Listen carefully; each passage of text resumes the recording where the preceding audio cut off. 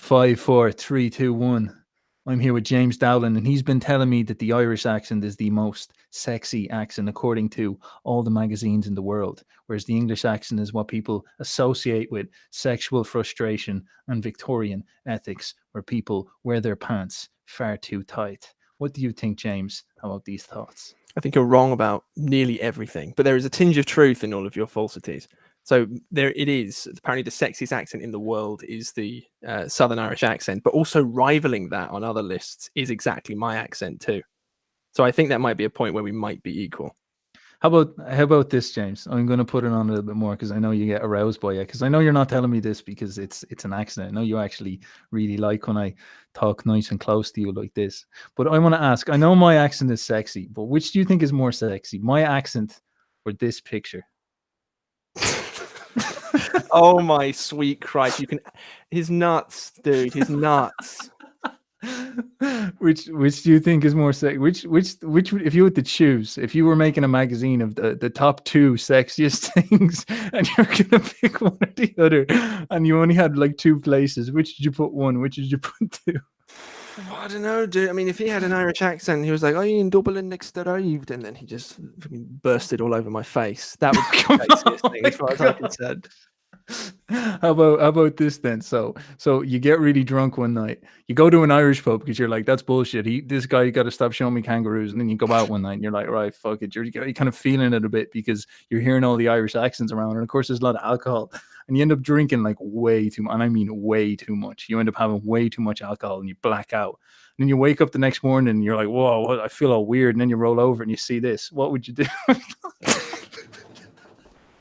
I can't even finish it. I can't keep a straight face. Fuck. This is my own stupid joke as well. Here we go. So we're not even in a bed together. We've somehow arrived on the beach together. I've gotten so drunk I've actually washed up in Australia itself. Yeah, man. Look how peaceful he looks. Like it's like you just rocked his world, man. It looks like I was once within his arms and I've slowly pulled my way out of them as well. It's like that was a mistake. I'm sorry. I have your number. I'll give you a call, but no more. I can't take it. James, what are all these little pellets? What are all these little pellets here?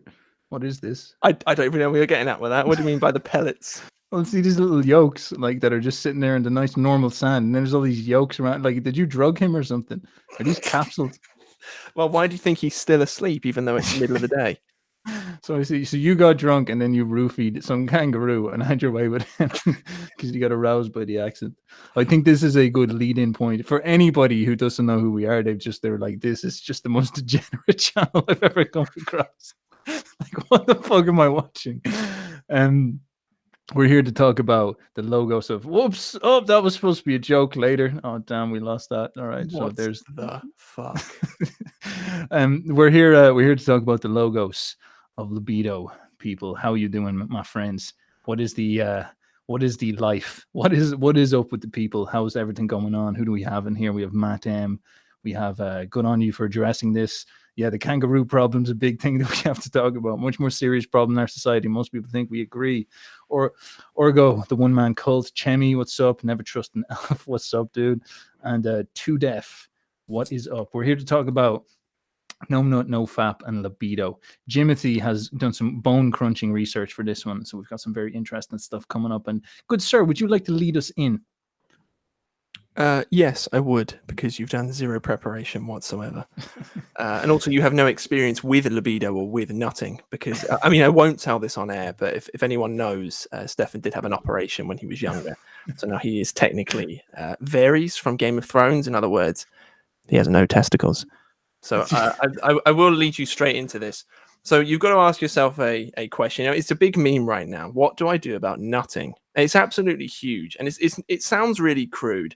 But for example, in the Discord server that we both run, it's a huge question that we have all the time. It's like, what is a young man to do with all of his boyo juice? Because we all have it, and there are multiple different ways in which we can release it out into the world. And the general consensus in the modern world, at least since the 60s, is you can release it in any way you want. In fact, release it as much as you possibly can, all the time, onto anything that moves. It don't matter, man, as long as they give consent, of course. So we're going to be exploring that question today: is there a logos to the nut? Is there a certain direction you should be putting your nut in?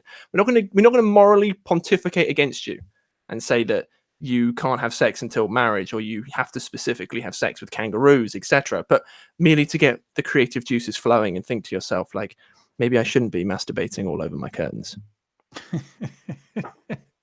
I am going to find it so hard to like even talk serious, but this is an unbelievably large topic.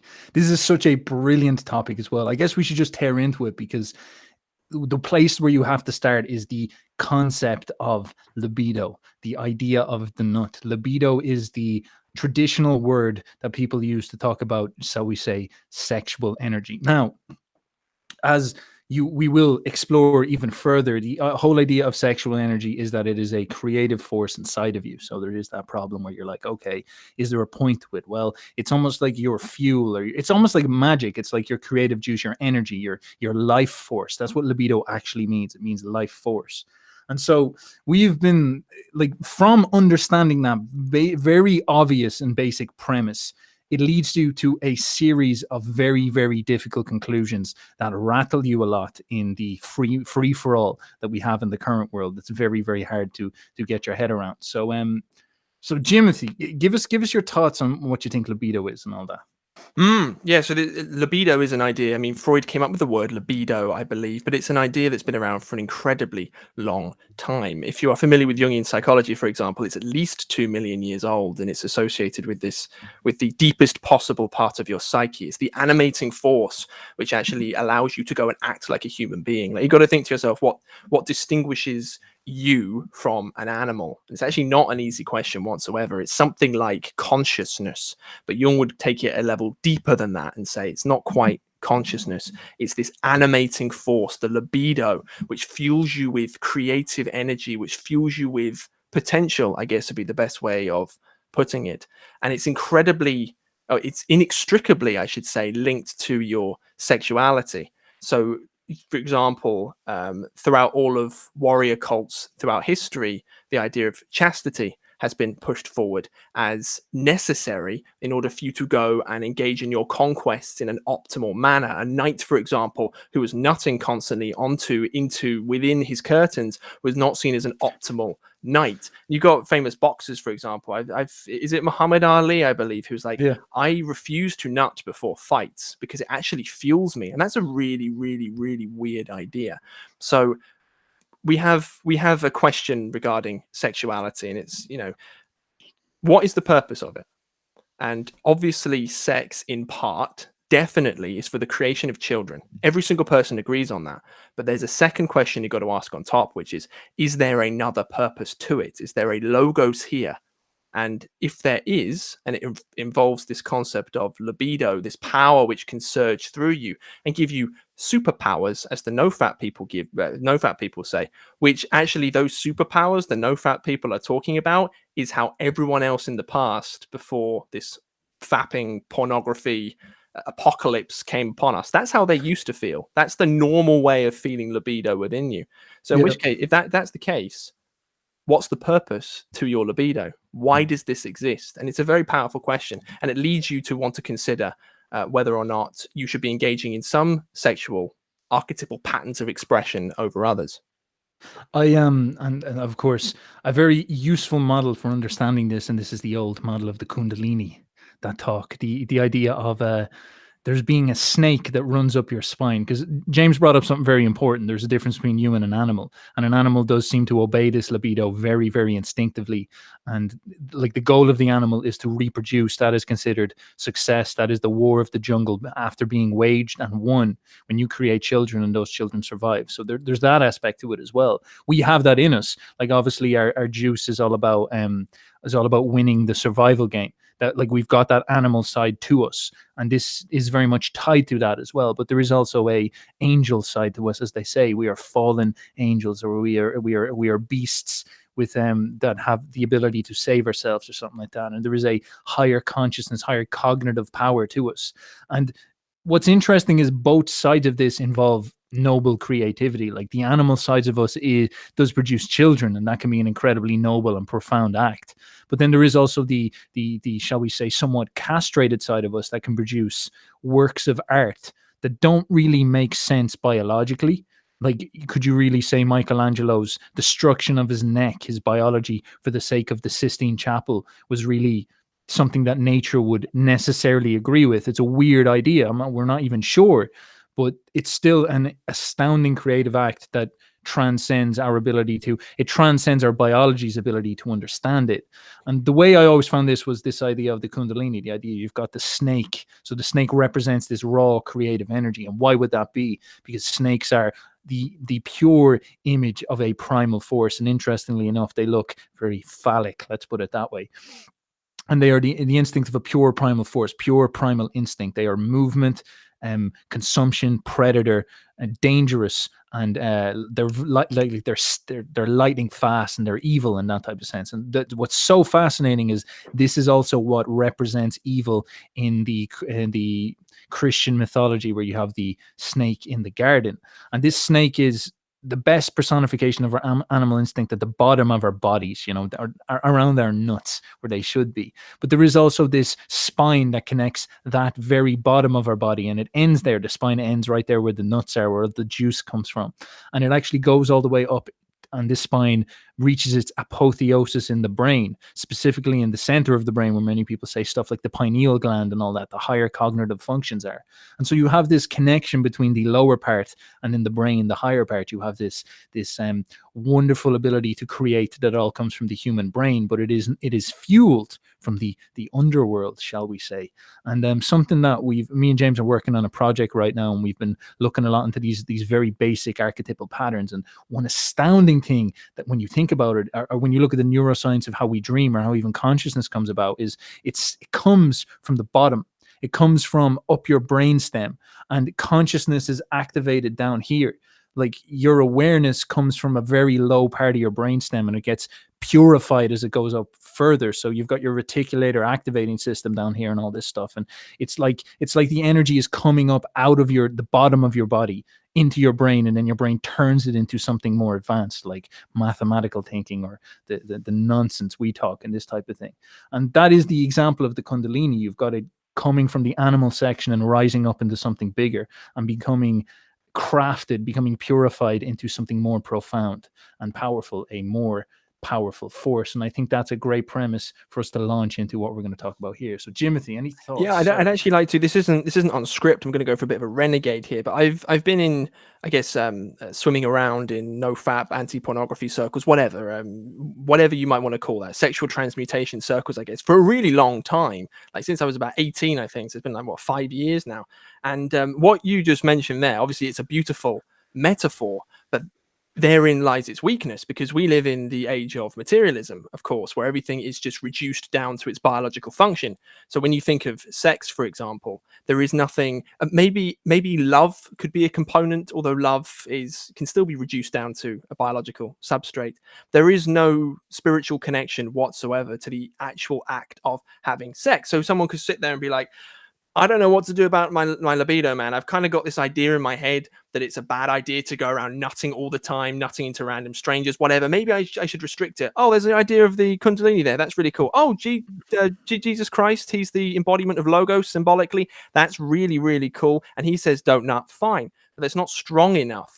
So we can, I guess it's a weakness in what we're trying to do. We can say whatever we want to people, but because we live in a materialistic age, those symbols aren't activated anymore. And so people think they're not actually real, because once the temptations of the eros to go and engage in your normal nutting patterns come up, you're kind of in trouble, if that makes any sense. Yes.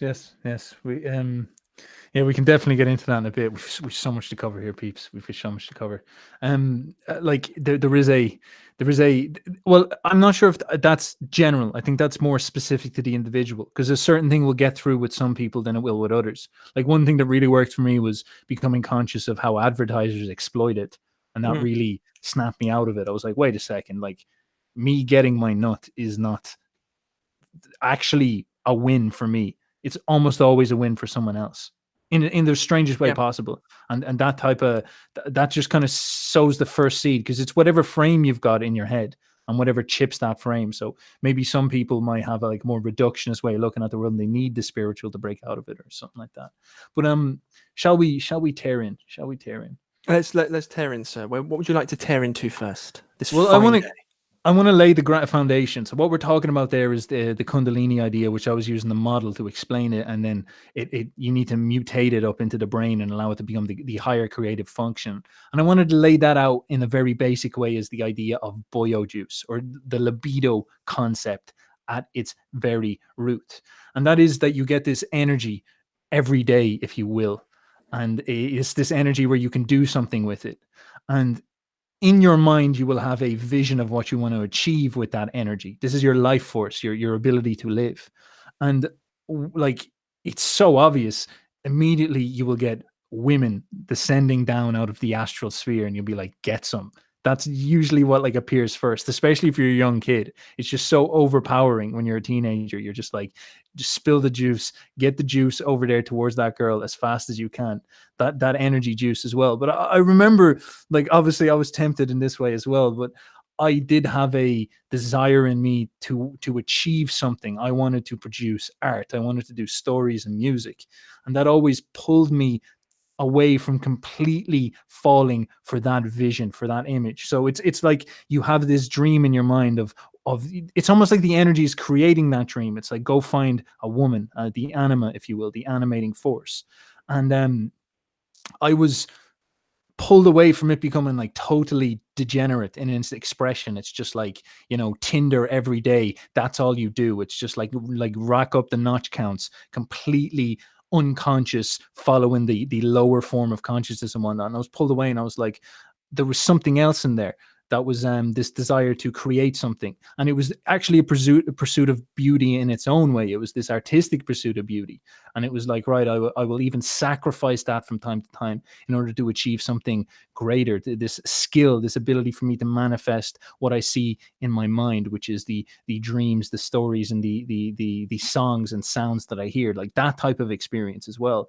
And I could see that dynamic pretty early on, and it was always a problem for me. And it was a challenge, a really big challenge. It's I guess you could say, the spirituality and sexuality thing, but mine was more like the artistic success versus the temptation thing. That was that challenge going between them. And both of them come from using your libido and placing them in a position of choice. It's like, where do I divide my attention towards? And that was also always something that I found very useful to stop me from spiraling, as I said before. And I find that super interesting, because I don't think that's a side of the conversation that we have in it enough. I don't think that people say that your libido, or even your time, if you want to keep it more simple, has an aspect where you have this ability to create something profound, like of excellence, of greatness. And if you are unable to, like, if you're unable to beat that temptation and manifest that as just simple desire, you will lose that. It's almost like you're sinning against your higher nature. You're sinning against your potential to do something profound if you waste your juice. Let's put it that way. And lastly, to close up, it's so interesting that Jung discovered with the anima that the way the anima manifests for the artist is in the form of a woman. A great ideal forms as a woman.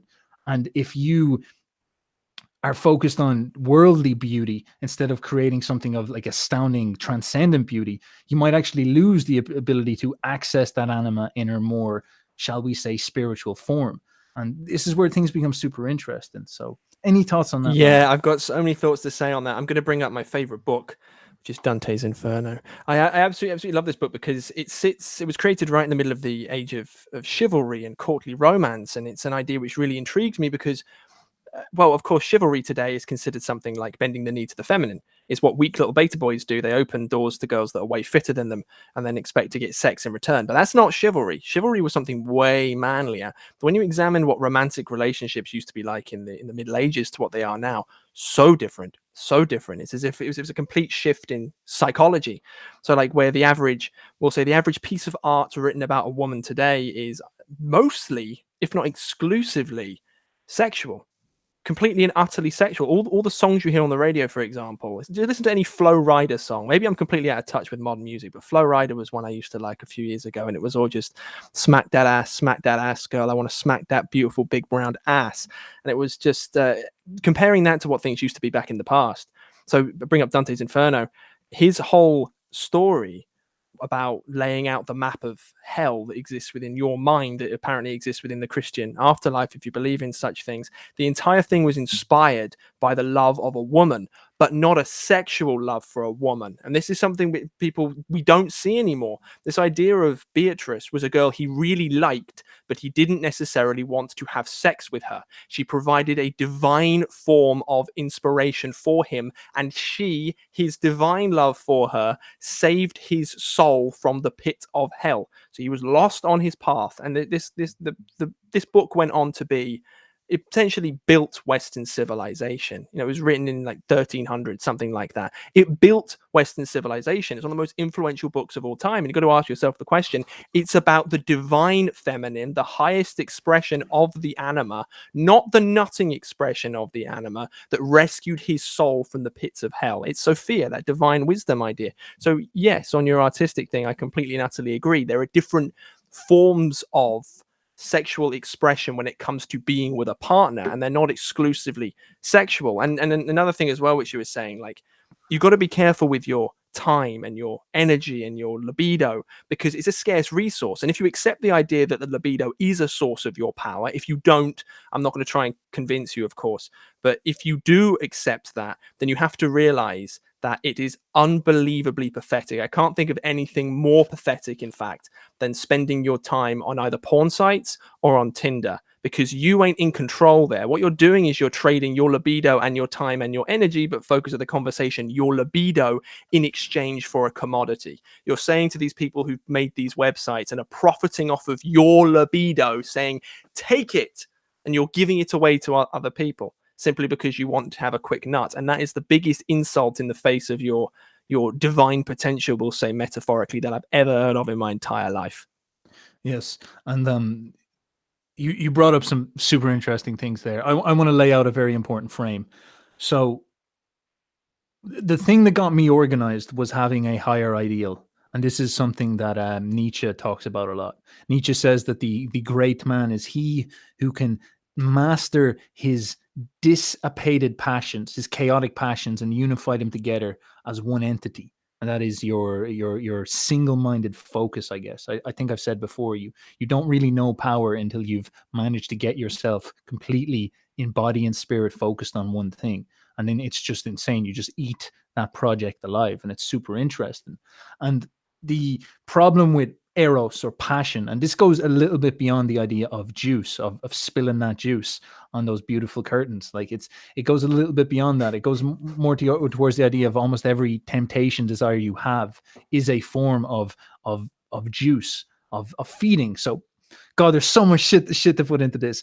For example, I sometimes I buy cigarettes, and I'll smoke a box. Naughty boy. I'll smoke a box of cigarettes, and then once the box is gone, I'll stop smoking them. It's really weird. I'll do it every like couple of months. So I'll be smoking for like 2 weeks out of the year or something like that. It's super strange. But once it's over, I just stop and I say, right, I'm not going to buy any more boxes. And for about 2 days after that, I can feel it. Like I'm like, oh God, I maybe I should just buy a box this time. And that's when I actually have to fight myself a little bit, because the eros climbs in there a little bit. And it can happen with other stuff. Like I'll get in the habit of buying like a chocolate bar on like after the gym or something like that. And then after a while, I'll be like, sweet, I'm not, and then I'll have to stop. And then the little feelings will come in and be like, get that chocolate bar when I'm walking home at the same time. It's like I'm triggered all at the same time. I'm like, shut up brain, just keep walking. That chocolate bar was a one-time thing. And I'm like, oh God, it's getting me. So you have all these separate desires. They're almost like entities that live within you. And the juice, the sex is the strongest one. That's the one at the very center that will pull you hardest, because like the chocolate bar nagging away at you, the cigarettes nagging away at you, that's hard. But when you see a beautiful girl like, wow, there's nothing quite like it. It's so profoundly powerful. It just snaps your attention. You're like, fuck, what's going on? But And people make excuses for that, though. It's like you get all the big Hustler G type characters, and they're like, I don't need chocolate, I don't need cigarettes, I don't need alcohol. They're for the weak, and I'm not a weak man. I'm a G. And then they boast about how many nuts that they nut on a Friday night into 5 different girls, and you think to yourself, what's really going on here? It's as if the chocolate bar is its own demon and the cigarettes are its own demon, but the woman demon is just too big for them, so they're going to make an excuse and bend the knee to that. It's like, and the argument for whether or not you should nut into women on a Friday night, that's a completely irrelevant thing for this. It's like you are bending the knee to an eros desire because it goes on your head and goes, give me your libido. And you're like, okay, yeah, because it's really cool to go nutting into girls, isn't it? well, look, I know you hate these dudes, but I think an interesting critique of the dudes who are like just like laying, just laying it, sowing those wild oats like they're insane. Like there is a critique for those dudes, and it's super interesting. It's a super interesting critique. You can kind of point it at them and say, have you created anything great? And there's some of them, like, you're going to have a hard time saying that against DiCaprio, because DiCaprio's achieved something fantastic. So I don't know, like, he's a little bit beyond good and evil in that sense. You can't really criticize him in that sense. Like, there's obviously other ways you can throw it around, but you'll meet a lot of dudes who are like boast crazy, and they're not really achieving anything. They might have sort of like a little bit of a shady operation going on or something like that, but it's not like they're manifesting something profound in the world. It's almost like they're just like, look at me getting a lot of lays in that type of sense. It's not like a Genghis Khan level thing. And I find that super interesting, because it does fall into that frame of you are, as you're saying, getting possessed by the lower temptations of the desire, the bottom snake, if you will. And the thing, as I was trying to say, is that all these eros desires come at you and try pull you down into their zone in a weird way. Like, all these metaphors are true. It's like the temptations of the lower body are trying to pull you down. And the struggle is to actually get your head out of that shit and up into this clear-minded way of thinking, and the long-term, the mountain far off in the distance, and keep yourself churning towards that. But when you can get that, when you can get the organizing idea on the faraway hill, you're able to organize those ideas a lot more. And it doesn't mean that you're going to be like stringent. It doesn't mean that you're just going to be like cut all that stuff out. You might. Alexander the Great, for example, was chaste before he started taking over the world, and then he became like a DiCaprio after he had achieved something. Now that's what I'm sort of mean, is that like once you've done something right, then it becomes a little like it's beyond good and evil situation. But if you don't have that organized and higher idea there in the first place, and you're just pursuing the nut, you are destroying yourself in some sense. Like, it's almost like you're blocked, and you're not allowing that stuff to burst up into something more profound and bigger. And when it's there, it's really easy to organize that stuff. I know some dudes who run cam websites, for example, and they say that they only have sex once a week, for example, and they would have girls around them the whole time, and they would say, because I'm young and I'm building right now, so I actually don't want to waste my time just like entertaining a woman every night. That's a complete waste of time. So it's more strategic in that sense. And I find that an interesting frame. If you can get that idea in there, the higher idea based on the higher Kundalini, it helps organize a lot of that stuff. Any thoughts, sir? Yes, yeah. So there are multiple nested questions within what we're trying to tackle. I'm really not trying to frame it in the way of automatically anything outside of sex at 7 p.m. after a shower. I believe that's from a really girly movie, that reference. I forget I said that. Anything outside of that is a really bad idea, because I really like the phrase. It comes from Napoleon Hill's Outwitting the Devil, which is a fantastic book. It was actually unreleased for about 70 years for no reason, which makes me think psyop, because it's such full of great, beautiful wisdom. But he uses the phrase, and he says that basically the interviewer sits down with the devil, and he's like, okay, devil, tell me all of your strategies. Who have you got under your control? And the devil turns around to him and he goes, those who drift. So their world basically is broken down into people who drift and people who build. And the Jungian analysis of this would be, of course, the people who drift are those who are slaves to the eros. So the nested question there, of course, is I guess the pickup artist dynamic. It's, if you are engaging in those acts because the eros tells you to engage in those acts, so drifting, then there's no logos there. So we can put within the model that we're trying to build No value judgment, just no logos there. But if you are building things and you're going out of your way to put them into a logos type hierarchy. So an example of that, for example, would be rather than going to buy a chocolate bar because you are a hungry fat fuck, you decide that you're going to build the most beautiful, extravagant cake, and you put all this effort into it and you win awards on the TV. Then you pig out on the cake because you built something first, and then you can go profit erosly afterwards.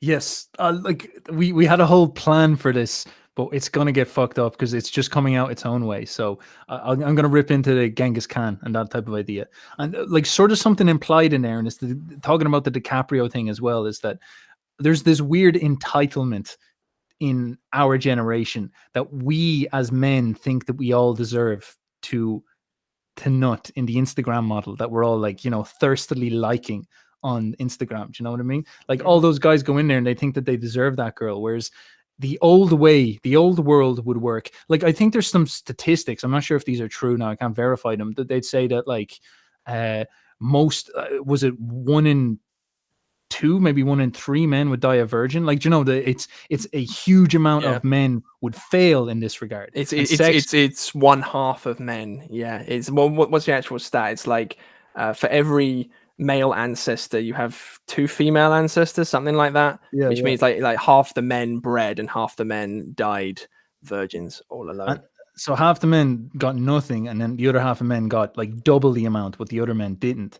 And that's the idea of reward that's based on the masculine experience. So the problem in some sense, and this is something that's played into you a bit as well, is that you think that you just frivolously nothing is it's almost like it's instant gratification. You've done nothing to earn it at all. And this is the problem. Like someone like Alexander the Great goes chaste, and then he achieves the victory over the whole world, and then he spends 1 year having sex every night of the week with a different woman. Like that's actually what he did. And that's the sort of DiCaprio thing. It's like when you achieve something, like, you can hate him as much as you want, but like he did achieve something and he did earn his position. And right, maybe if you think it's immoral what he's doing, it's like, yeah, but it's still at the same time, he at least earned it. You know what I mean? It's not the worst because he earned it. At least he earned it. But there is this sort of, the mindset that grows now is that you don't have to do anything because it's completely abstracted out of reality. And so now the reward at the end of a great hero's journey like the Knights was is not there because you can just get the reward through an app now or something like that. And everything is even put together. And like the girls back then, for example, they would have been very natural. They wouldn't have been able to do themselves up in a very special way. But now if you're super hammered out in the club and a girl's good with makeup, like you can think you're pulling a lot higher than you actually are, and that type of thing. So it's super interesting to see how our instincts are violated. The Genghis, the idea that like if you pull a lot of chicks nowadays that you're like Genghis Khan or some shit, and it's like, no, Genghis Khan achieved something fantastic and had his pick of the lot in that type of sense. A sort of a modern dude, like you kind of think you're getting, I don't know, it's not the best of the pick, and it's not a proof of you being a success that your instincts trick you into thinking, which is super interesting, I think. Yes, yeah. It's that one of the most masculine frames you could possibly take, I suppose, is that conquering frame. But then on the other side, the being chaste for chaste's sake is also a very, very masculine frame. But so I'm trying to fight. I think the chaste one has the most amount of logos. But to be honest, I'm not trying to get the ultimate hierarchy of logos and be like, you may never nut again, young man, because Jesus never nutted. It's like that's not the type of thing that I want to do. So I want to ask you a question, though. I want to sort of steel man the other side. So you have these dating apps now, and you have pornographic websites now, especially dating apps, because you're actually achieving something at least. And it's very different to how things were in the past, where you had to be a good, strong warrior man, and you had to go out and kill somebody and bring back their head to give to your woman. And she goes, "Oh, that's a beautiful severed head. You're such a strong man." And then she would make the sweetest love to you. What's the problem? Like innately, like the core root of the problem of not going down the traditional hero's route and having it so easy. What do you think the root problem of that is? This is a great time for the picture. I'll show you now. And, it's not a kangaroo nutting, is it? No, it's this. Because if there's no logos, like where are you going? It's the sterile man, it's and this is I guess we can talk about the jungle like the modern world.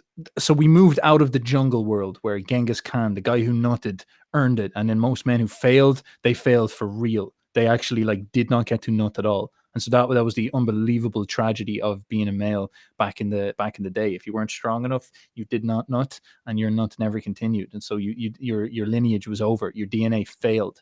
And it's a scary idea, you know, because nowadays you sort of can you can pop a few out, and it's like, oh yeah, sure, nature thinks you're winning in some sense, but at the same time, and this is because we've moved into like the modern jungle, which is the free market, and at the same time, even though your nature thinks you're winning, you're still sterile. You're still probably using contraception. You still probably don't have any kids. You still probably haven't achieved anything. You're probably in one of those couples that will find it very, very hard to have kids. And even if you do, you'll like be in such a disadvantaged position in life. You'll find it hard to raise them well and whatnot. So the kind of question is, your lack of foresight, your lack of taming of your juice is putting you in a less favorable position to make the most out of your life, I guess you could say, and provide yourself with the greatest opportunity for your lineage and whatnot. And this ties into the world we're in right now, where the world we're in is not based on Genghis Khan being the strongest. It's now based on who is the smartest in some sense. The free market allows anybody to go out there and try sell you stuff. And what you have to be good at is actually not consuming the bullshit. That's actually the watermark at this point. It's not, can you avoid the lion? The lion now is hidden. Like, it's Venus flytraps now in the market as opposed to lions. We're not trying to avoid Genghis Khan. We're trying to stop ourselves from eating so much McDonald's, or, as I said, developing that cigarette habit and then slowly getting into that cigarette habit more and then getting addicted to it, or the same with food and McDonald's and whatnot. Our problem is now the jungle. The people out there are tempting us to watch porn, and they're tempting us to spill our juice and give them our attention. And when they have our attention, you know, when we're up on Instagram liking all those chicks, all those girls are getting attention, they're getting money for it, and then all the people on Instagram are getting money for it, and then that's all coming from you and going over to them. It's a transfer of resources in some sense. So whoever can steal your attention is stealing your juice, your energy and whatnot, and stealing your creative potential, and essentially ruining your possibilities of having a strong and good future. And if you're not smart enough, or you're not strong enough in your soul to break out of that, if you're not strong enough to figure out the free market puzzle and resist this stuff before you're like 30, you're in a seriously disadvantaged position, because then your libido starts to die down a little bit after that. That's after the age of youth, never mind how much you've damaged your health at that point. So it's a really big question in that type of sense. And I don't know that I answer your question well, sir, but what do you think? Yes, I always really love it when you call me sir as well, because it makes me feel better than you, which I am, because I am English and you are Irish. So yeah, you've laid out a pretty nice frame there, which is stop. Basically, you can imply from that, don't watch porn and don't sleep with random girls. And the core of that archetypally would be, don't allow your eros to pull you away from your particular life path and what your logos, what your will tells you to do, especially when it's other people sitting behind it and profiting off of it, because that's just pathetic, it's weak, it's not masculine. But of course, it does beg the question, what is a boyo to do? And you know, there are certain paths in which a boyo can go down. A boyo can decide he can go chaste, maybe chaste forever, who knows, no nut for life. Some people do go no nut for life. And what's interesting about going no nut for life is it was encouraged in holy men, for example. This is a very weird idea. Why particularly were priests encouraged to go no nut? Because it's not a random thing. Crackling up there. Oh dear. Crackling up. Are you sure I'm crackling? Or are you sure it's not just your terrible internet? No, YouTube is nutting, I think. I think whatever you said there was so good that YouTube started to nut, and so it just got a little bit glitchy for a bit. But I think it's past it now. It's gonna light a cigarette now and listen to you. So I think go ahead, sir. Jesus Christ, this is the most disgusting stream I've ever been a part of. Because I remember, what's that quote from you? They're trying to get us to spill our juice. Like just you sitting there, just no, it just came out by itself. But so you can go down a chaste route, which has been encouraged by religions for a very, very long time. Now, this is dismissed immediately by a lot of people, and they go, well, there's no God, so there's no reason to go chaste. We're free to do whatever we want. Or you could do a more reductionist argument and say, well, take, for example, what Jesus was saying, old Logos boy, and he was like, you should not commit fornication. And people are like, well, that's because back then we didn't have antibiotics and we didn't have birth control, etc., etc. It was a pragmatic idea. And it's like, not quite, because it's also entrenched in symbolism. And they wanted specifically priests and holy men to never nut and never marry. So that frame opens up chastity and no nut in a new light for a boyo to go down, especially if you get angry. And I know there are a lot of angry young men, a lot of angry boyos out there who understand that the modern world is trying to, whether it's deliberate or not, whether it's a psyop or not, I don't care, deliberately trying to extract your libido from you to leave you like a zombie. It's a huge meme. And the whole purpose of, for example, online self-improvement is stop being a zombie and start getting in control of your life. So this is one of the movements people turn to, for example, NoFap. Another path people can turn down is the monogamous nutting route. For example, you can find yourself a woman and you can use that woman. That's very funny. That's also going to be used against me. You could engage in sexual activity with that one woman because it is the safest way of doing things, and there's a powerful logos there.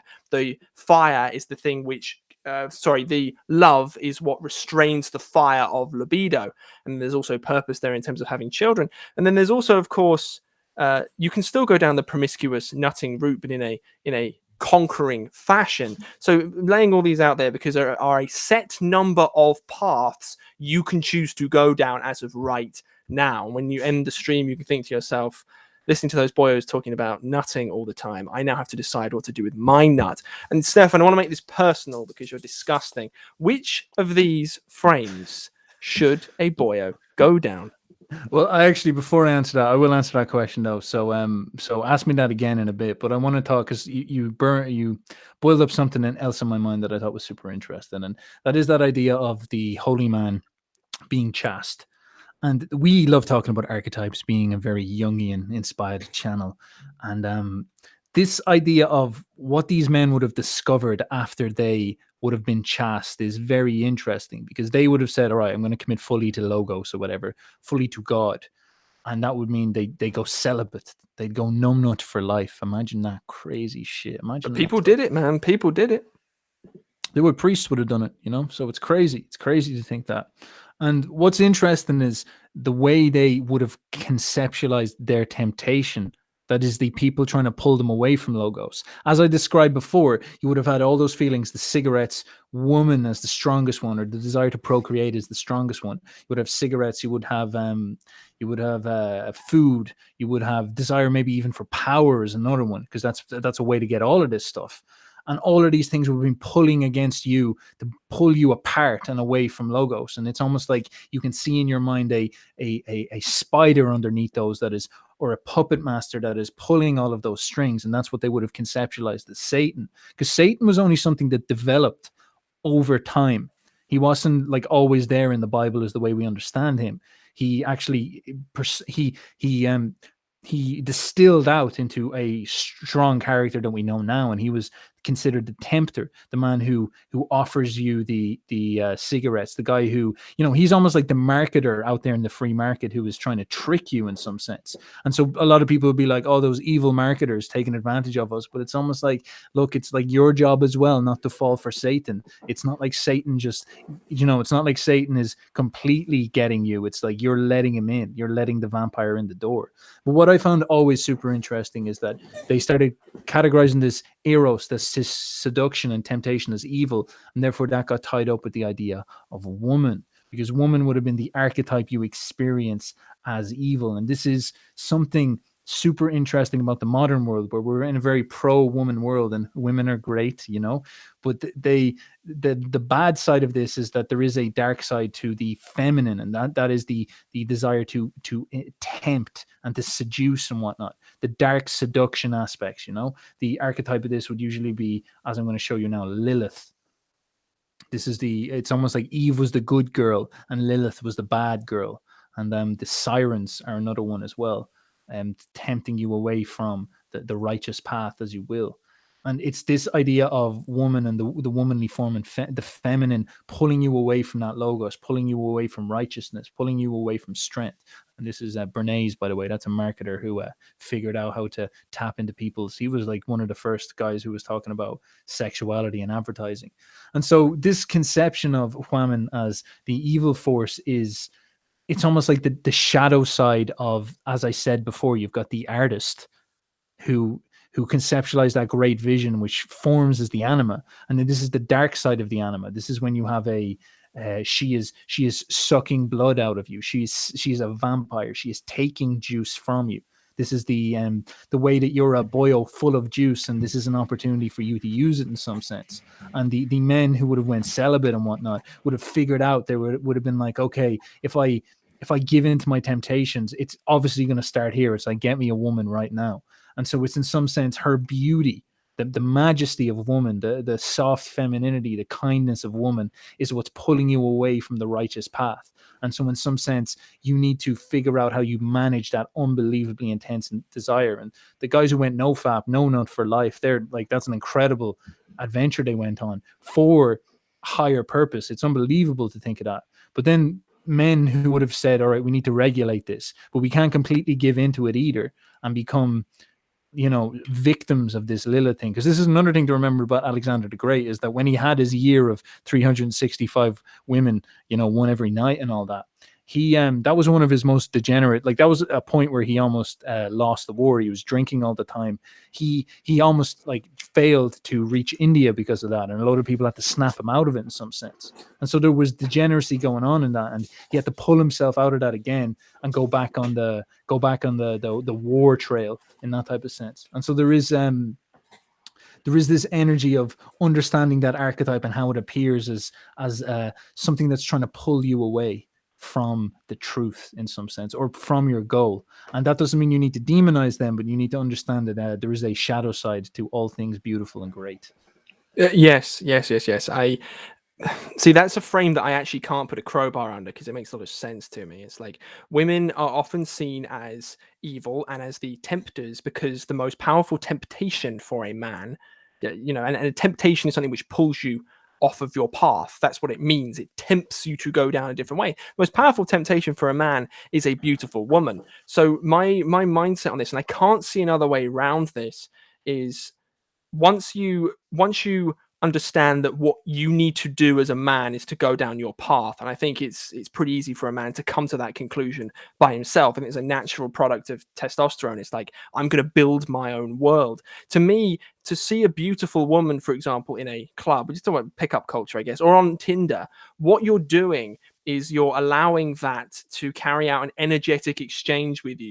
You see the woman's face, or you see the woman's ass in real life, and you're like, path is gone, that's the new path. And to me, that's the least masculine thing I could possibly think. And it's a weird paradox. It's like, well, because there's some kind of victory in there, right? There must be a victory in there. And it's like, no, that was never considered a victory. Never. And basically until the sexual revolution, that was never, ever, ever considered a victory. If you can consider how, for example, England, that's where I'm from, the Victorian cultures were incredibly chaste. If you mentioned sexuality, you got into a seriously big heap of trouble. People were instantly reviled by it. So this new acceptance of sex as something wonderful is a new culturally defined phenomenon. So the idea of, well, it's an innate victory, no, it stretches from the Darwinian evolution idea, which is like a biological fact, or considered to be a biological fact, and then you apply that to the social world, and you're like, well, I'm just a victor, aren't I? I'm the king chimp. And it's like,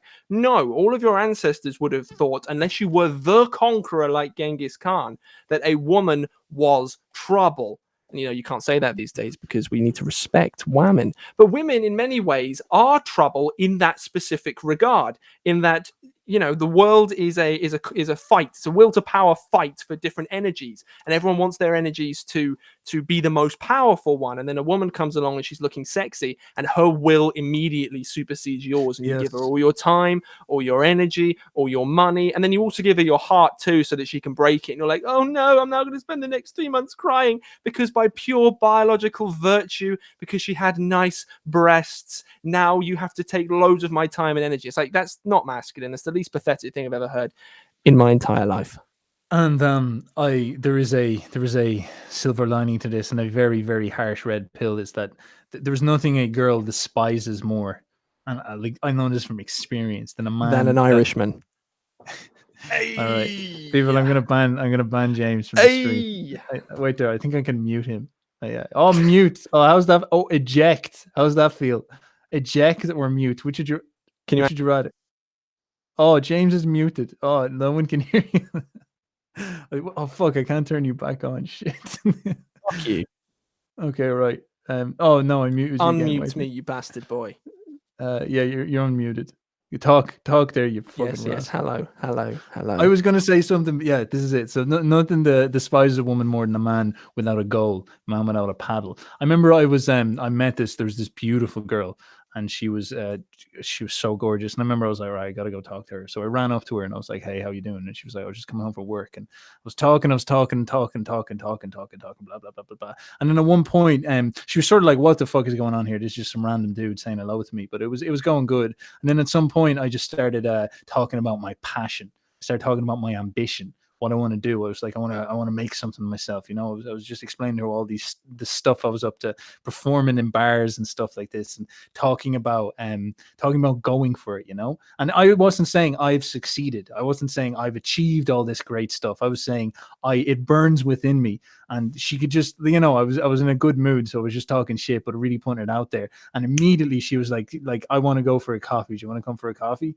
And then she asked me on a date and all that shit. Now it was there was no pickup lines there. It was conversation up till that point. But the second she I guess you could say she felt that fire, that I was actually, and it was real because it was congruent, because I actually am on that buzz. I'm like seeking that. Are you So trying to seduce the audience right now? Now you say that that's your game, and you're like, by the way, ladies, getting all that YouTube money off the ads. This is it. Like it's like the whole idea of game is just so retarded when you think about it, because the most powerful angle of it is like a man who burns with the fire to achieve. Because she sees the way you seek your goals, and she sees that, and she's like, this is what it's going to be like when he fucks me. That's what she feels. She's like, this is what it'll feel like. This is the vibe I'll get off him.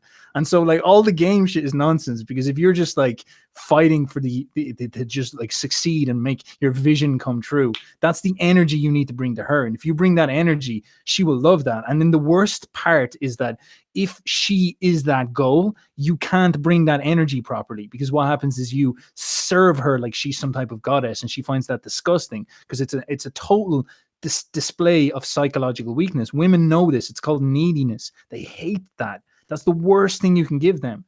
And so what they seek is someone who's like tearing towards the sky, towards the father stars, towards this grand ambition, and they get to come along and feel that real energy, because that's what they want. They want to feel someone who is alive. That's the masculine creative energy that is in that. And if you can get in touch with that, all of this stuff just falls into place so easy. And like the whole porn idea and all that shit, that just falls out with a picture so much, because that's a distraction from what really, really matters. And all of that stuff gets your mindset in order. And the true ordering principle there is the higher goal, the big shot, the big picture, knowing who you are, what you are worth, and what you can bring of value to the world, and saying, I will fight to make that come true. And when you put all that stuff in there, it really solves so many problems, including how you interact with girls and whatnot. Yes. Now, a man who is known to be incredibly sexy to women because he had a really, really strong libido, great powers, Friedrich Nietzsche. Do you think women did find Nietzsche incredibly attractive? No, like I don't think so. No, because he had Lou Simone. I'm sure they were like one of the guys. Just like they'd be like, "Oh, Freddie, you're so funny," and then she'd walk off with some other dude, like that type of dude. Because I think he met Lou Simone. If you want to talk there for a bit, I'll try find the quote. The quote was brilliant. His pickup line for her is so good. I'll try find it. A Nietzschean pickup line, that sounds fantastic. I was reading the other day about Nietzsche's romantic history. It was so pathetic. It was unbelievable. Like. Because well, no, it's because this is a man who had more powerful libido than anyone else, but it was purely stuck in his head. You know, everyone's seen Elliot Hulse videos where he says, "Get down into your body and breathe into your balls." You gotta feel it emanating off you. And also, Nietzsche lived in like a weird shack in the mountains, so it's not exactly like proper prime club scene. But he actually because he wasn't very good with women, he spent a lot of his time proposing to women via letters. So he would get bored. He would propose to women via letters, and then when they would come back to him and say no, he'd be like, I didn't really want you anyway, which was really, really, really funny. But there's actually a quote from Friedrich Nietzsche I've got here, because you might think that with his excellence over equality frame that he'd be like, boys, what I want you to do is become bodybuilders and then to nut profusely into every woman that comes by, no matter what, so you can pass on your genes. But even though Nietzsche is the figurehead of that frame, there is a quote from him which is disgusting, but it actually suggests quite the opposite. And it says, and quote, "The reabsorption of semen by the blood is the strongest nourishment, and perhaps more than any other factor, it prompts the stimulus of power, the unrest of all forces toward the overcoming of resistances, the thirst for contradiction and resistance. The feeling of power has so far mounted highest in abstinent priests and in hermits." And it's funny because he was a hermit. So he was basically saying that he had the strongest nut power of all time. Yeah, it's so funny. Look here, I found it. All right, I found it. So Salome, I believe is her name. She was a young, I think she might have been Russian, and she was she was sort of like a philosopher thought. So she'd hang out with all the philosophers. I think she was with Freud as well at some point. And this guy called Paul Ray, it was Nietzsche's Jewish friend. He brought her. He was like, so Ray said, "I found this chick." And this Ray and Nietzsche were great friends, and and Ray was found this girl, and Ray was the guy who ended up marrying this girl. And he wrote to Nietzsche, "She is an energetic, unbelievably intelligent creature with the most girlish, even childlike qualities. She said she wanted very much to have at least one nice year, which would be next winter. For this, she would like your company, mine, and that of an elderly lady. Could one arrange such a gathering? But who would be the elderly lady? It could be so nice." So again, you can see immediately that all these guys are like going to pander to her and try organize to get like everything working for her, and that's like neediness. So they show up. And then it's like, what an astonishing proposal. So Nietzsche traveled to Rome, and on meeting Salome, he bowed to her and said, "From what stars have we fallen to meet here?" He was soon in love with her. And then I'll skip to the part where he wrote, so they used to go on long walks. He got friend zoned, guys. Like he'd go on long walks talking to her. And he wrote, this is so dry, man. I can't believe I'm making fun of Nietzsche. Like he'd go on long walks with her, and they talk about philosophy, and he'd be like, "Oh, our ideas are so serious." And then I think at the very end, he proposed to her. He asked Ray to propose to her for him, and Ray was sort of like, "Dude, I wanted to bang her." So it was a love triangle. And then she ended up turning him down. She ended up turning him down. And Nietzsche, that's when Nietzsche spiraled. He was like, "Oh my fucking God." So he ran away. He ran away into the mountains. He ran away into the mountains, right? And he went I think he sort of went incel. He went no nut for life then after that. And then he wrote Thus Spoke Zarathustra, Beyond Good and Evil, Genealogy. He wrote all the books then. That was it. After that, he wrote all those great books like that. So he was like, after this chick, that was the moment, the anima, if you will, when he was about to get her. And then she turned him down for his friend, even after he said that great one-liner and bowed to her. And which shows he's a very polite man, that you wouldn't think about him either. And he ran off and he wrote all that great work. And then poor Ray was not so fortunate. Though he lived, so Nietzsche didn't know this, though he lived with his beloved Lou, that was Lou Salomon, it was only as friends, not lovers, despite his passion for her. She thought of him as a brother. In 1886, when she became engaged to another man, Ray backed out quietly of her life, leaving behind a heart-rending note. "Have compassion, do not search for me." He turned his life towards the study of medicine, and then he fell into a river and drowned. Like, fuck. The most beautiful love story I've ever fucking heard in my life. That was so funny. It's so intense. They had that love triangle, and like they're all like, "Oh, how do we impress this girl?" And she like friend zones both of them. And then one of the poor bastards dies, and the other writes these crazy books and then goes insane. It's like, holy shit. Well, and I don't like to insult Nietzsche. He was a smart man, but it's very difficult to take him seriously about become the strongest man you possibly can when he has pickup lines which are basically the same as "Grab your coat, you've pulled, babe." It's like that level of absolute stupidity. Your coach you've pulled. Yeah, well, like his is very Nietzsche. Like it was like, from what stars have we fallen to meet here? It's like we came for, like, come on, that's so brilliant. I'm gonna start using that on just everybody I meet, including men, to see what happens. What do you reckon his dirty talk was like? I can't think of it. Call me the Ubermensch. I want to tie me up like a slave. Jesus Christ. It would be something like that, wouldn't it? Like it'd be like, It would have been incredibly hot. We might not know what you said, but it definitely would have been very, very hard. yes, the will to power is about to be expressed. All right, but yeah, all right. So I kind of lost track because the Nietzsche thing's so funny. Yeah, where the hell were we? We sort of all over the place here. I don't think this script's going to be much use anymore. It's just a ballad of nutting and Nietzsche at this point.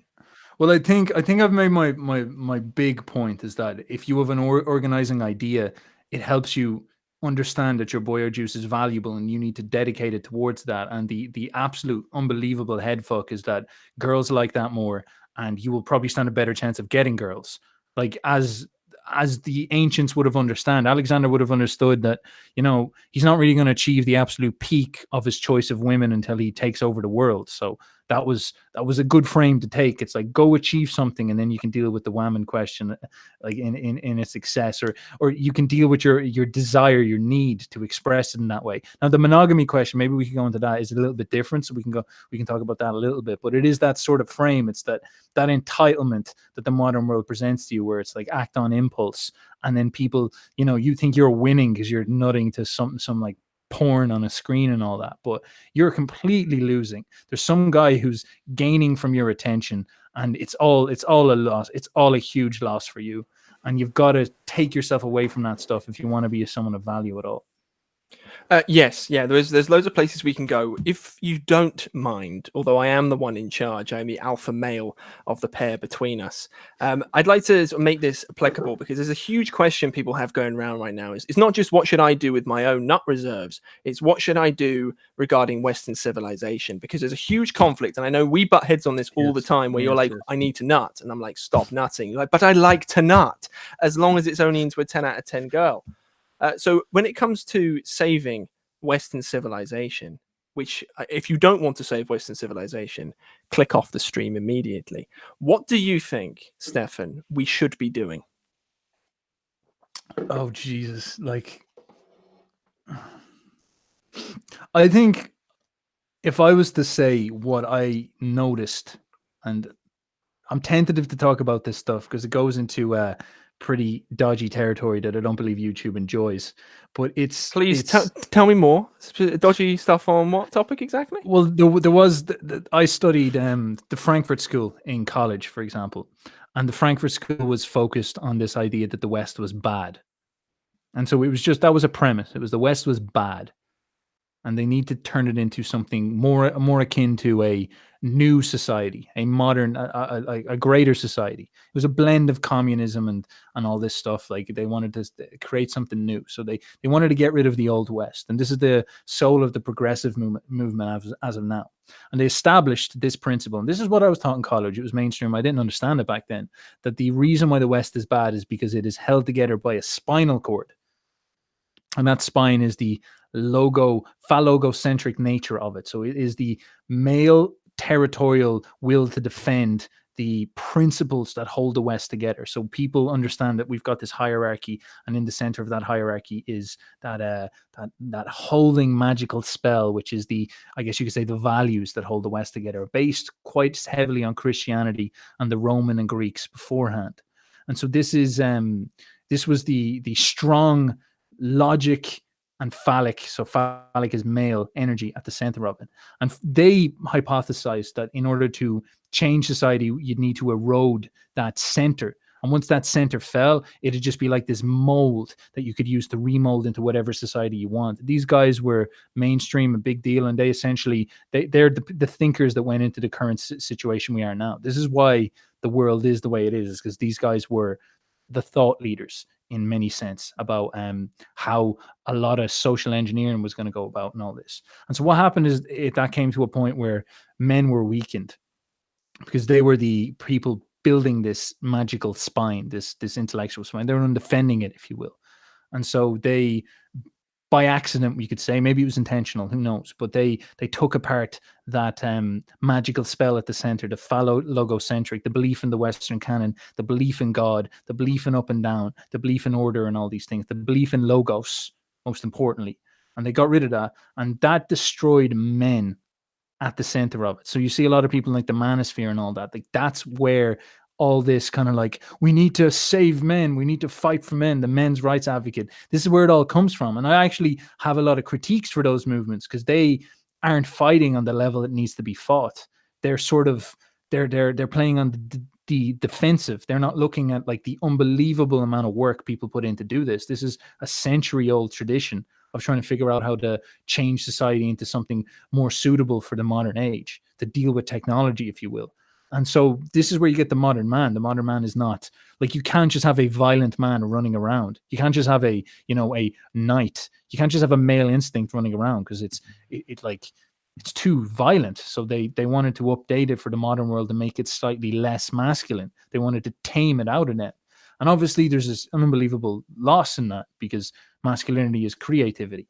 And so men are sort of, they were eroded in some sense. And if I was to talk about what the West needed in order to be saved, was the redemption of men into their position as creators. And the problem is that they've been flipped into this idea of consumers and sort of a worker bee consumer. So you consume in order to cope with the stress you have of working a very arduous, mind-numbing job in some sense. And that's an unbelievably complicated question. I don't know how to, like, there's so many things have to change for that to work. Like, you can't just, it's so easy to pontificate and be like, quit your job and do something you love and all that shit. And it's like, no, man, 80 to 90% of people aren't going to get to quit their job. Most people are going to have to stay in their job. So there's so many problems in all this. So one suggestion I'd say would be that question you're talking about of, at the very least, they got to redeem themselves from the basic temptations. I think that is the most important thing, is redeem yourself from that cycle from the jungle of the free market. Stop thinking that you're winning by giving into your desires. That's a really important mindset. And that will be able to pull your boyo juice back to you. So at least you own it. And then once you own that boyo juice, you can start to think about, all right, how do I use it a lot more? So it is a question of mastering that boyo juice. So I would say stuff like very basic stuff, like stop watching porn. Start, as I said, taking this attitude that I'm trying to promote here. I'm not sure if you agree with this, but this attitude of find a higher purpose and have that dominate the lower drives, because that puts everything in order. And that's I think getting that mindset out there. Because a big thing holding people back is the nihilism of not believing there is any higher purpose, or believing that, like, people will talk about having a vision as being like, I want to build a business so I can get more girls and all that.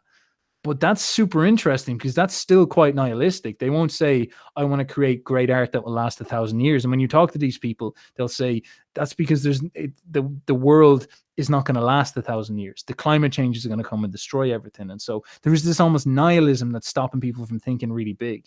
And I think if you can put that stuff back in place, a lot of this stuff falls in order. And even stuff like monogamy become on the table, because if you're serious about asking that question of how do I pursue a higher goal, you start thinking a little bit more about things like monogamy, because they are better solutions to problems than, being like on Tinder trying to satisfy these desires and all this stuff. And a woman can be an incredible asset to you as well. So yeah, it's clear you're inspired by Nietzsche when you come to your frame, and I happen to agree with you. I think it's a very strong frame, and it's very difficult to get under. The only thing which allows me to undermine that particular worldview, and I want you to tear this apart for me. If anyone else in the comments wants to tear this apart, please do, because it's a really difficult conclusion to come to. So you mentioned the Frankfurt School, for example. The Frankfurt School, or all of those Marxist-y, postmodern-y type movements, the core purpose of those is to undermine Western civilization. That is, as far as I'm concerned, an established fact. We can be done with that and put it aside. Okay, what's the solution to this? Well, it's to go back to the narrative of Western civilization. It's like what at core underlies our great civilization, and it's the character of Jesus Christ. Now, metaphorical or real, it doesn't matter. You can't ever get away from Christ. In fact, if you follow our Ion lectures, which I imagine most of you do, then we've discussed how you literally can't get away from Jesus Christ because he sits on the throne of the self.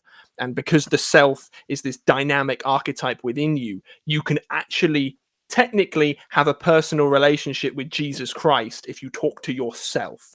So actually praying, because he's a character guided by the stars, whatever the hell Jung was talking about, that sits on your throne. You can never get away from him. He's everywhere. He's part of your collective unconscious. So in this Logos rising movement with people like Owen Benjamin and E. Michael Jones, they've got this idea, we need more Logos, Logos, Logos, Logos. And of course, Jesus Christ was equated with Logos. You've got to ask yourself the question, if I accept, metaphorically or otherwise, that Jesus Christ is divine, in whatever word that means to you, in other words, we should do what Jesus says, then you enter into a very serious predicament, because Jesus himself makes it explicitly crystal fecking clear that you cannot nut unless it is into or onto your woman. And it can be into or onto your woman within marriage. I don't think it's necessarily you have to do specifically missionary intercourse. I think you can do other fun things too. So that's a hope at the end of the tunnel for you. But we fall into a little bit of a problem there, where I think when I use your frame, Stefan, of we need to be excellent and we can go and we can use our boyo juice for other things, and maybe that involves some form of promiscuous sex, or maybe that might involve some other kind of nutting that's not necessarily with a woman, I hit a problem. And that's going directly against what the king of Western civilization explicitly said that we should do. I'm like, because if you look at, most people, unless you're a pagan, I suppose, and paganism is rising, most people would agree that what Jesus says is a good thing to follow. But we specifically pick on promiscuity and fornication, and we go, not that one, that's outdated and silly. But you can't do that, because that's the God is dead mentality.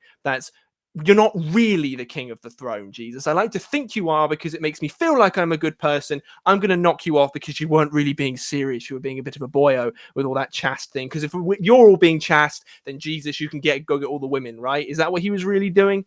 It's like, no. So that is a problem. When you consider, in more conservative circles, conservative movements, what are the things that people value and what are the things that people hate? We value families. We value strong sons. We value honorable daughters, especially as men. No one wants their daughters to be going around and sleeping around, or your sons really, but especially your daughters. And it's like, maybe there is a logos to the family. Maybe there's a logos to the way men and women are meant to behave with each other, a canonical mode of sexual being, which is essentially waiting until marriage to have sex with somebody. And whilst you're waiting to get married, it not only forces you to fall into the traditional frame earlier, which would be incredibly useful as far as I'm concerned, but it also acts as a powerful exercise of discipline, just like Nietzsche with his magic semen potions that get absorbed by the blood. Huge discipline until you get to the point where you can nut into and onto a woman. What do you think about that? It's yeah, I just want something in 1 second, I guess, to make it easier for you. To say that you can have sex outside of marriage is to ignore one of Christ's commandments, which he made crystal clear, and therefore you are saying Christ does not belong on the throne, in which case what does belong on the throne? Yes, so this would be the trouble with the Christ thing, and that is the question of, like, is it excellence? Is it Nietzsche or is it not? You know what I mean? Mm-hmm. Like, it could be Nietzsche's frame, could still be there. That could be the real one. Whereas the Jesus one, important as it is, it may not be. Like, Nietzsche may have debunked it. You know what I mean? You think so? Basically, Nietzsche just sits on the throne rather than Christ does. Nietzsche's mindset, the Ubermensch and all that stuff, achieving something, moving forward and whatnot. Look, we're going to end up just talking about the West in this thing, and it would be that idea of if we are to talk about how do we save the West, do we go back to Jesus, or do we go forward to something creative in a new sense? That's an interesting way of looking at it. Now, furthermore, on the sexual thing, you were looking at it in a reductionist way. You're sort of talking the way Jordan Peterson is like, all right, what we got to do is we got to be moral and do all these moral things in the lower form, and that will make the art appear as some sort. There's wisdom to that. It's like, all right, if you do all the right things down here and higher more powerful things will form up here. Do you see what I'm saying? Like Mhm. the great work will happen if we get all the details sorted out down here as well. But I'm simply trying to articulate the idea that if you focus on the big picture, a lot of the details fall into place as well. So you're sort of just flipping it around the other way and saying like focus on these little specifics and all that, and know exactly what morally you have to do when it comes to sex, when it comes to food, when it comes to how you speak and all that. And that will help you get the great creative work done in one sense. And I don't really believe that. I don't see people who focus obsessively and about these little details really achieving stuff in a big sense. You know what I mean? Like, for example, Jordan Peterson's a perfect example of this. He's someone who's very much like clean your room, but then that energy, as valuable as it is, I don't want to massively counter signal it. It's not the energy that you need to like do something unbelievably big and majestic in some sense. Like that is more about focusing obsessively on the big thing and letting these smaller things, like letting your room get messy from time to time in order to achieve something great. You get what I'm saying? Yes, I do. I do. There's a distinct difference though. Jordan Peterson's commandments weren't ushered by the guy who's supposedly meant to be on the throne. So I'm not obsessed over whether or not you should nut or not, and where you should nut and how you should nut. I'm more concerned with the foundations of Western civilization and the death of God, because I think that the mess we're in is a result of decay of metaphysics. So to focus on the foundations to me is to be like, okay, is there stuff here? Is it true? And it looks like, do not kill people, do not steal, do not commit adultery, blah, blah, blah, blah, blah. We know that these are all correct. And the words which Christ said in a tiny little book called the New Testament built our civilization. It completely destroyed paganism when it came over, mostly voluntarily. And there's not necessarily a critique of paganism. It's just this freaking worked. And so to say something like, I value Western civilization, doesn't really make any sense if you're going to go ahead and deliberately knock off one of Christ's commandments because for some arbitrary reason. And to me, the arbitrary reason seems, and I will accuse you of this, is, and you can't deny it, of course, is it's an excuse to continue engaging in that incredibly pleasurable, erotic activity. When you're not going to critique anything else, Christ said it's that. When it just so happens to be getting your nut off. In fairness, like Christ does say that he speaks in parables, and he often speaks for the people who do not understand, and the people who he values will get him on a higher level as well. So there is this implication that everything he says is not straightforward either as well. Okay, the quote on fornication, he explicitly says, here's a whole list of things which make men wicked. It's at the end in the Sermon on the Mount, I think. And it's dun dun dun dun dun fornication, dun dun dun dun dun. And all the other things you can agree with that they're wicked. It's like, yeah, they're really bad. But sex, no, I must continue nutting. But my concern, and of course, it's not an immediate thing. It's not as if we all continue nutting, the world's going to fall apart. It's that mindset of trying to tear that to pieces is a metaphorical statement that Christ, as a character, fictional or not, does not belong on the throne. Again, just my only problem with this is it just gets so pedantic at some point. It comes to the we're point on where a stream specifically to discuss nutting. So you're like, oh, who cares about nutting? You're on a stream on your channel. No. I'm saying that, like, if you want to get to, like, what do we need to do to take a step forward?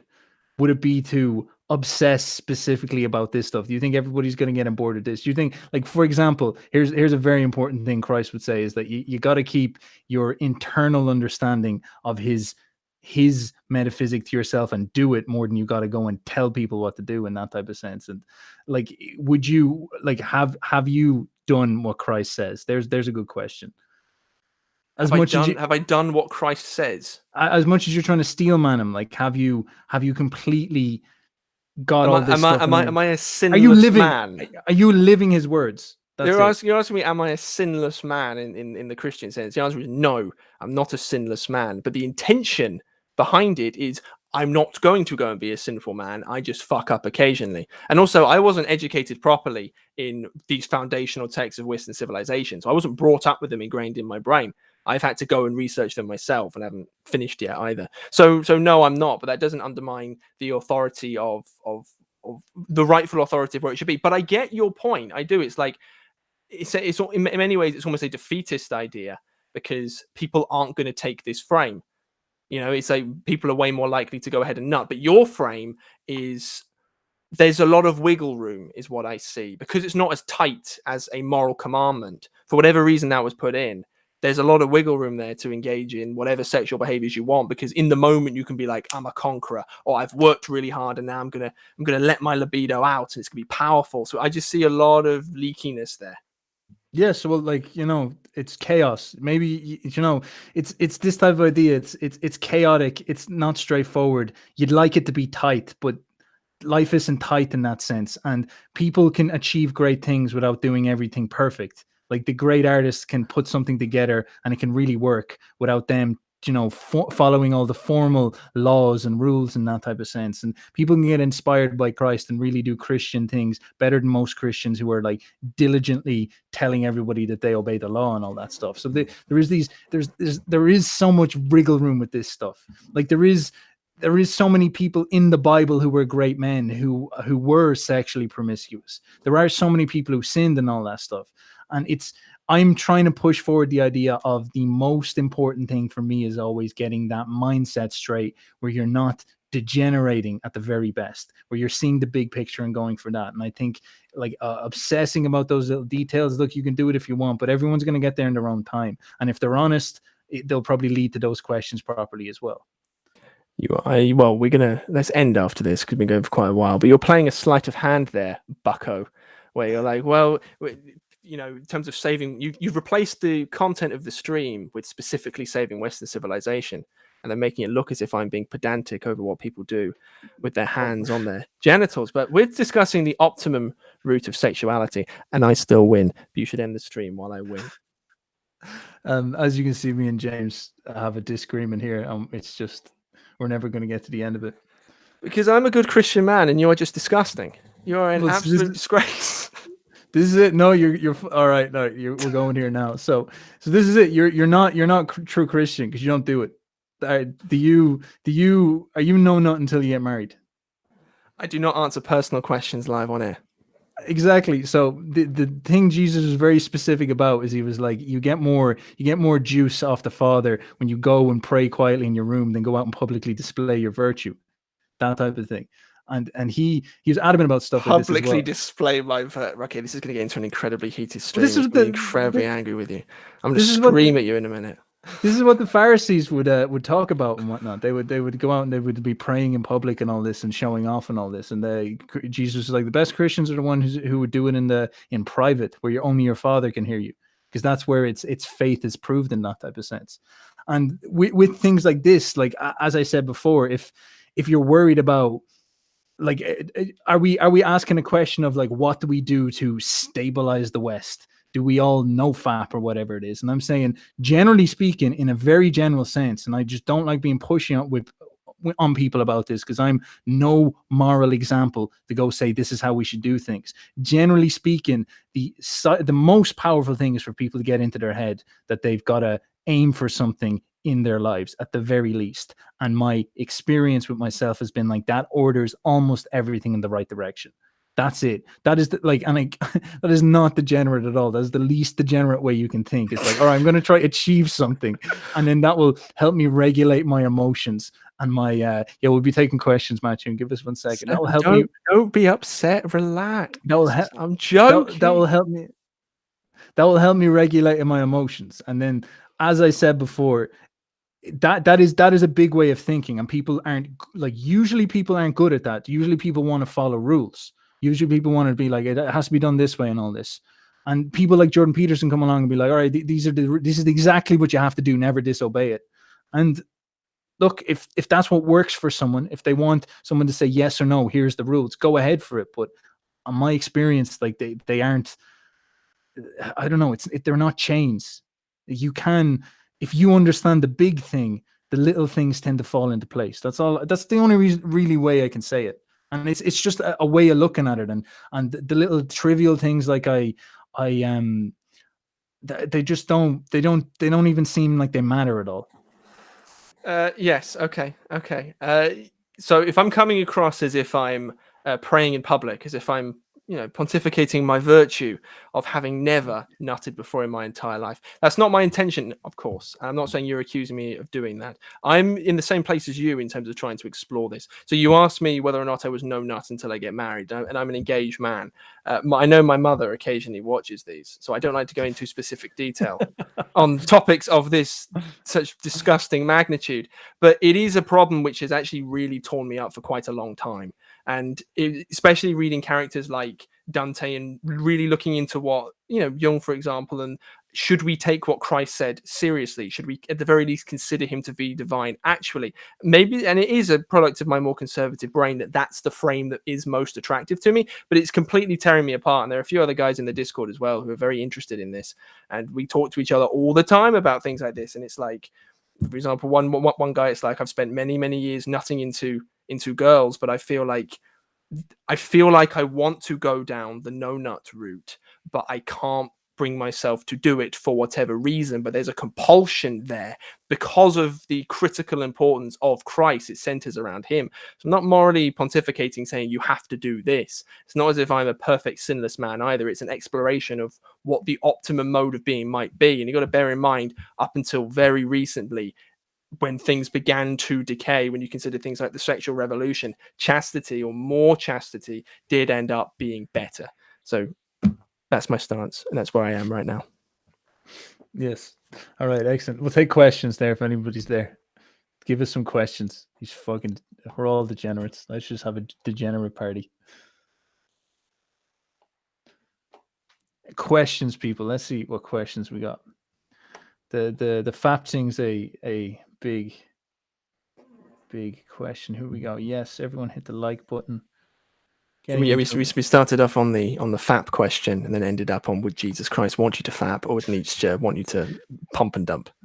Yes, Nietzsche's pump and dumps.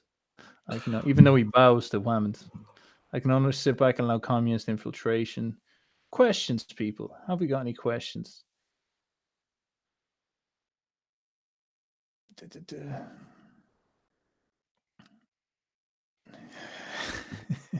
Questions. They're all just like mad statements. These are so gas. Are you a Norseman? Nietzsche died of syphilis. That's not what I call fortunate. Goddamn. Trad tots. Did you hear Sweden wants to ban Norse letters and symbols? I did hear that. Rolo Tomasi, what you think of him, James? I thought you said Rolo Tomasi was in the chat, which would be really cool. So Rolo Tomasi's works are a set of facts, as far as I'm concerned. It is popularized, but pop version, easy to digest, evolutionary psychology. I think it's a fact. What Rolo and all the other manosphere guys do is they want to mix in personal philosophy with a set of facts. And that to me just muddies the water. So, for example, the idea of women being hypergamous is a fact. Therefore, men should go and spin plates in their 20s as an optimal strategy, personal opinion. So red pill is not a philosophy. It's a set of facts, and then you should use your own preconceived value filter to use those facts for your own optimum purpose. Yes. Did you research on Collins and Wolftone? Matthew and I did not, I'm afraid. Fuck. What do I have to learn? Tell me something that I have to learn. Tell me something. Rolo is someone who's defending people from the dangers of modern marriage. So I don't think he's that bad of a dude. Like, I think he has this monocausal approach that everything going wrong in the world is because of Whammon. And I think that's always a very, very, very, very bad thing as well, because he's just saying that it's like all girls that's doing all the bad stuff. So I don't think that is, but I think he gives you a fair warning. Yeah, sure. There's no questions, so I think we're going to have to bail, my friends. And I've got a little bit of food. Oh no, there's one question I'd like to ask it to you. Should nutting be more focused? Yes, that was that idea I was trying to get across. That idea of should nutting be more focused? Yes, I think it helps you a lot. I think if you have a big vision in your mind for your life, all this stuff falls in order a lot better. So aim for that. Very nice. Beautiful way to end, because I actually agree with that part. Fantastic. Beautiful. Talk to you later, people. Bye-bye. Love you all. Goodbye.